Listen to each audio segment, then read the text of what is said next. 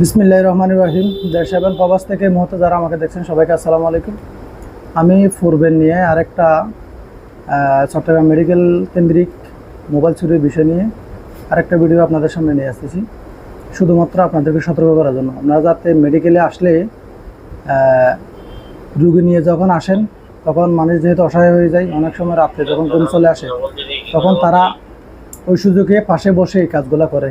ঠিক কীভাবে মোবাইলগুলো নিচ্ছে, এই যার মোবাইল নিয়ে গেছে ভুক্তভোগীর কাছ থেকে জিনিসটা আপনারা সরাসরি শুনেন। কীভাবে নিচ্ছে আপনার থেকে? আমি ঘুমেছিলাম, ঘুমের অবস্থায় মানে আমার ভিতরে ভয় ছিল।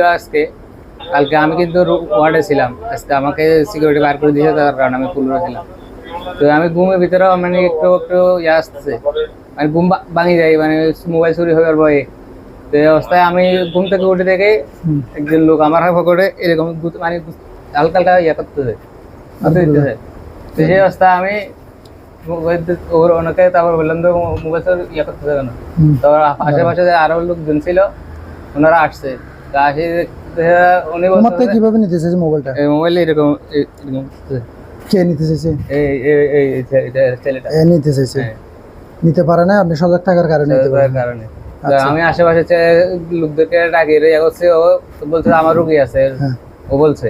তো ও বলছে 17 নম্বর একবার, 21 নম্বর একবার। তো এই কারণে নিয়ে গেছে, কিন্তু রুগী পাওয়া যায়নি। দেখেন, আপনারা দেখেন, উনি রুগীর বান্দরে বা রুগীর আত্মীয় স্বজনের বান্দরে এখানে আসছে। আসার পরে যখন মোবাইল চুরি যখন বিষয়টা নিয়ে যখন কাটাকাটি করে, উনি যখন এই সজাগ ছিল বিদায় উনি যখন কথা বলছে তখন বলতেছে যে আমার রুগী আছে। হ্যাঁ, এই পরে দেখা যাচ্ছে যে ওনার কোনো জায়গায় রুগী নেই। হ্যাঁ, ঠিকই ওনার মোবাইলটাই নিতে আসছে।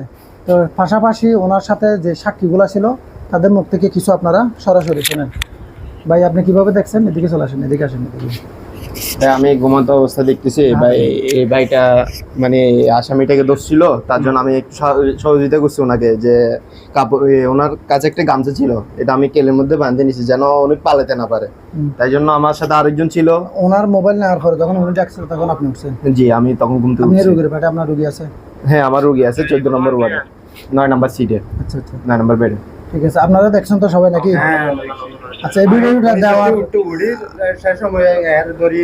আচ্ছা আচ্ছা ঠিক আছে, যাই হোক, এখন এই ভিডিওটা দেওয়ার একটাই উদ্দেশ্য, শুধুমাত্র আমাদের পাবলিক যারা এখানে আত্মীয় স্বজন যারা এখানে রুগী নিয়ে আসে, তারা রুগী নিয়ে আসার পরে যখন ক্লান্ত হয়ে যায় তখন ঘুমায় যায় বা নিজের জিনিসগুলা সজাগে রাখতে পারে না, অস্তিত্ব হারাই ফেলে, সেক্ষেত্রে এরা কাজ করে দেয়।